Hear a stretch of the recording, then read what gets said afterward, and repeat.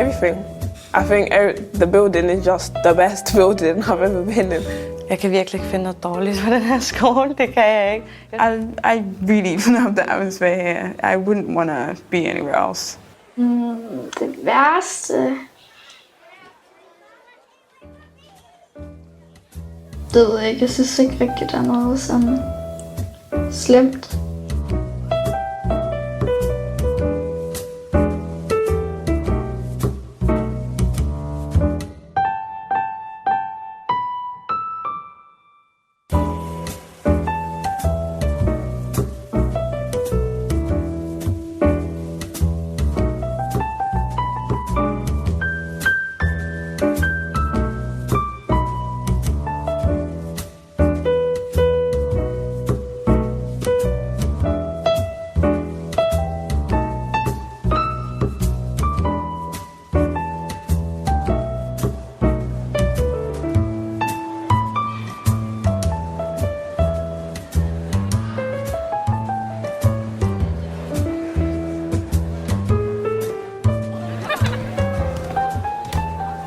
Tanken på AP Møller-skolen har hele tiden været, at hvis man giver eleverne noget, der virkelig har kvalitet, og noget, som ikke er spor ringere end deres forældres arbejdsplads for eksempel, så vil man altså ligesom også signalere, at man tager dem alvorligt. Så eleverne forstår simpelthen, at det her det er noget, som er til for dem, og det vil de være direkte dumt at ødelægge det.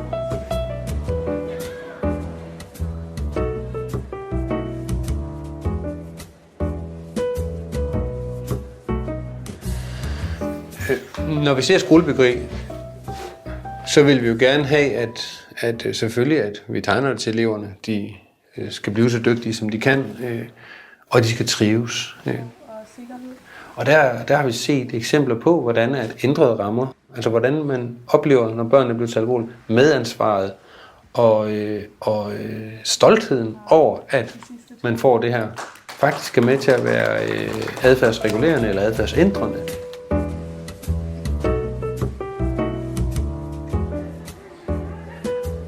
Øverst op på anden sal, hvor en af de rigtig gode placeringer i skolebygningen, der kunne rektors kontor for den sags skyld have ligget, men der har vi i stedet et åbent område, som vi kalder elevloungen. Og det er et rigtig godt billede på den imødekommenhed, som skolen gerne vil vise. Eleverne er det, der er i højsædet.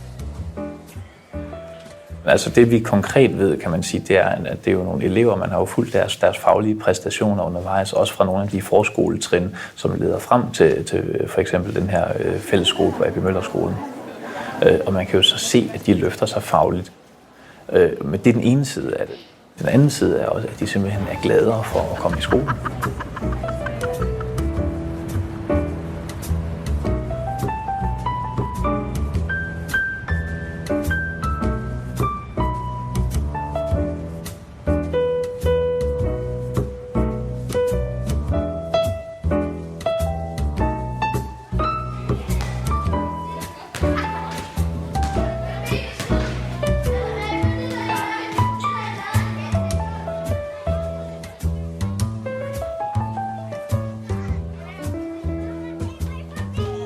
Der skal være plads til alle børn, uanset hvad de har med i bagagen. Der er nogle børn, som har brug for at bevæge sig. Der er nogle børn, som har brug for at sidde lidt afsondret. Det giver den her bygning nogle muligheder for. Det giver en rigtig positiv effekt. Jamen så hvis... Altså, vi har et mellemrum, som vi deler med A-klassen. Ja, og der kan vi nogle gange gå ind, hvis... Så kan man spørge, om man ikke godt gå derind, hvis man synes, at der er lidt for meget larm til, man kan det er sjældent, at lærerne de siger nej til, at man går derind, fordi det er tit, de godt kan mærke, at der egentlig er meget larm og sådan.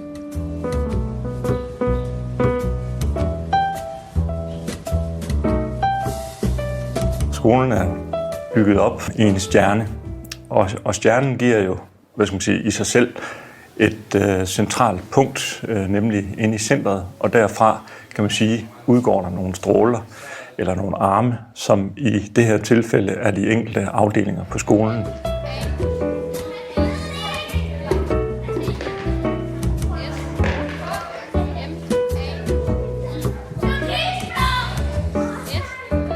Men der tænkes meget i at skabe nogle muligheder for børnene af enormt forskellige karakterer. Det vil sige lige fra det store rum ind i centrum, og så ellers en gradvis graduering af rummenes størrelse, både i højde og i farve og i lys, sådan at man har den der brede vifte af forskellige muligheder. Vi oplever, at børn, de klager ikke over, at de har så ondt i hovedet, at de bliver trætte og sådan noget. Det synes jeg i højere grad, vi gjorde på den gamle skole. Og det får betydning for læringen. Det er jeg helt sikker på. Det også gør på længere sigt.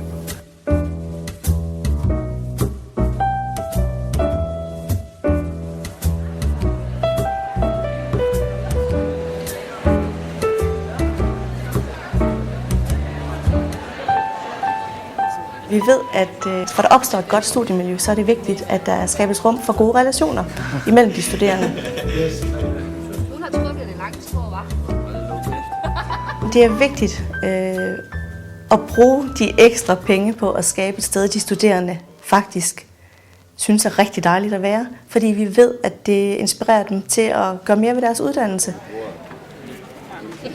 Det er ikke bare en skole, det er også meget hyggeligt, og det er et sted, man kan være sammen med sine venner, sine medstuderende.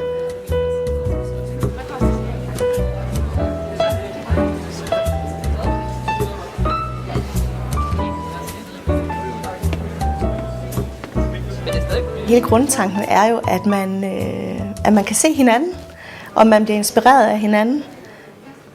Og det er jo sådan set både de studerende, der inspireres af andre studerende, men i høj grad er det sådan set også underviserne, som via deres faglighed har mulighed for at hjælpe hinanden.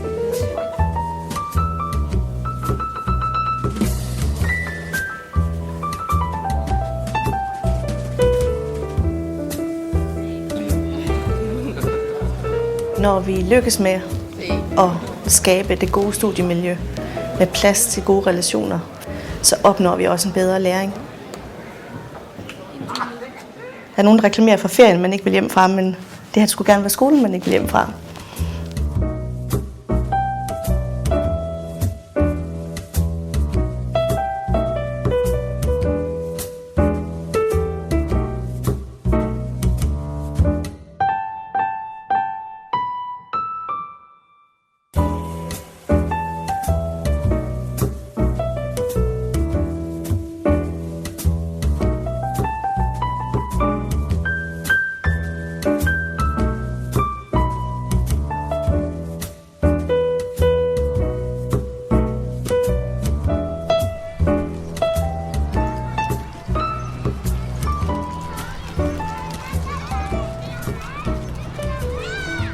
Når vi ser skoler i Danmark i dag, så er inde- og uderummene tænkt meget sammen. Før har vi haft lidt en tendens til uderum. Det var frikvarter, det var fri leg. I dag er uderummene lige så stor en del. Vi ved, at når du bevæger dig, så giver det ild til hjernen. Du får blod rundt i kroppen. Så tænker du bedre bagefter. I forhold til trivsel og i forhold til bevægelse, der arbejder vi også altid med at få skabt en optimal sammenhæng mellem ude og inde. Så eleverne de både får visuel kontakt til, hvis der foregår nogle aktiviteter også udenfor, og får lyst til at komme ud og være med. Den åbne skole åbner sig ud i samfundet, men åbner sig også op for samfundet. Det pædagogiske hjerte i skolen, det er det nye bibliotek. Det er et sted, hvor alle byens borgere kommer, og det er fuldt integreret, så man kan møde sine bedsteforældre eller forældre på biblioteket samtidig med, at man er i skole. Du lover at lave mad til os.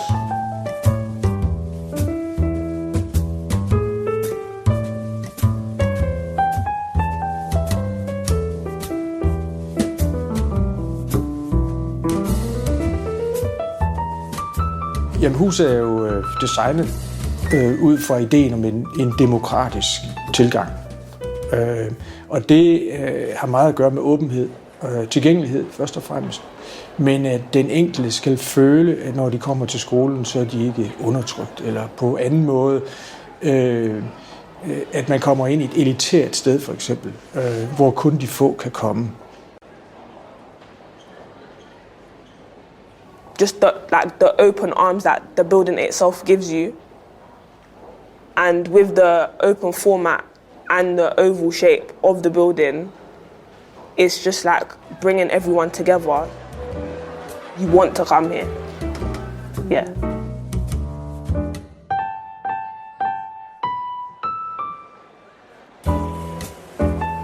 The building feels alive. When you walk around that atrium, it feels different at different parts of the building, from different floors, from different angles. It feels different.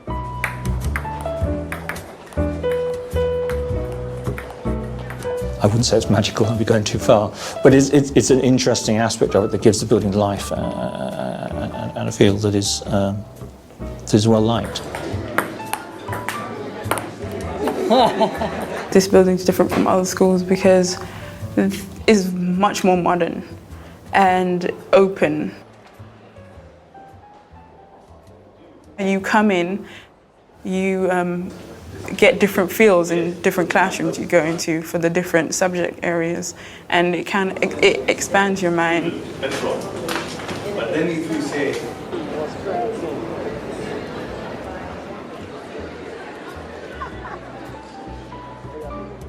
We've been in this building just now 4.5 years. During those 4 years, our success rates for our students have increased from 78% to 90%, which is a very dramatic increase. I think a lot of it is down to the fact that the students who study here want to be here more than they did before. They really do enjoy it. I mean, you just see it.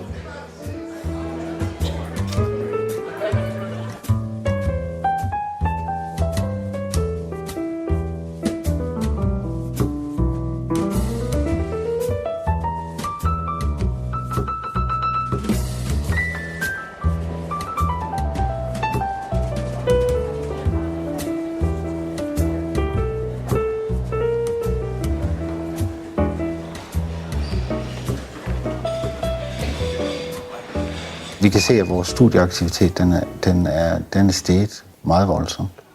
Så de kommer faktisk, de bruger huset. Det vi har fokuseret rigtig meget på i VUC Syd i forhold til at få arkitekturen til at understøtte læringen, det er den her differentiering af rummeligheder. At man dels har de meget åbne, fleksible områder, som kan bruges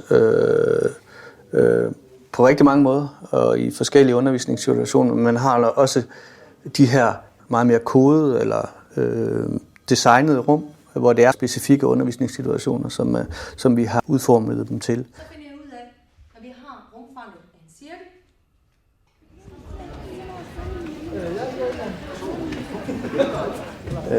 Så er det klart, at har man fået åbenhed nok, og udsigt nok, og dagslys nok, så er der også brug for kontrasten og det mere intime rum. Og der har vi jo så lavet det her inventarprojekt, som er med til at understøtte dels den digitale undervisning, men i virkeligheden også skabe kontrasten til den her store åbenhed. Den er rund, og så kan vi faktisk alle sammen sidde og få øjenkontakt med hinanden. Især når vi læser noget op, synes jeg, det er meget vigtigt, at vi lige kan kigge på hinanden og alt det der. Så det er helt klart mit yndlingssted. Vi har selvfølgelig været lidt optaget af, hvor mange går i gang med en erhvervsuddannelse eller en videregående uddannelse, når de er færdige på VUC. Og i dag er det dobbelt så mange, der umiddelbart efter de er færdige på VUC, går i gang.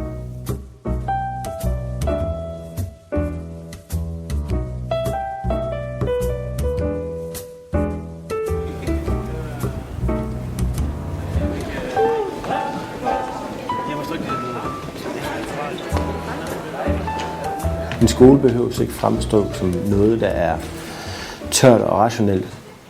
Det kan faktisk godt skabe en opløftet stemning, et univers, der handler om glæde og nysgerrighed. Vi tog nogle gamle møbler med fra det eksisterende VUC, og i stedet for at købe masser af nye alene, så købte vi faktisk også nye gamle. Altså, vi følte mere vintage på, men samtidig så er det også en måde at skabe nogle hjemlige situationer.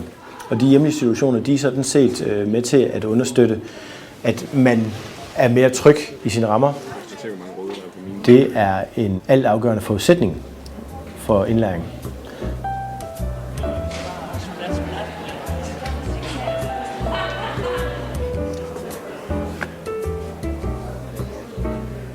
Det at skabe en hjemlig situation og skabe en tryghed gør faktisk, at man åbner op for de ting, der bliver sagt til en, og ens modtagelighed er meget større. In Louisiana.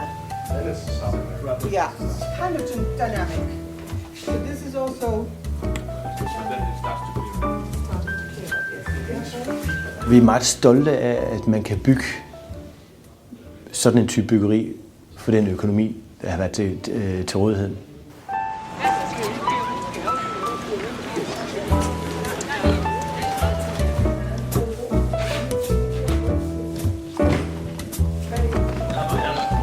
Ja, det tænker jeg også.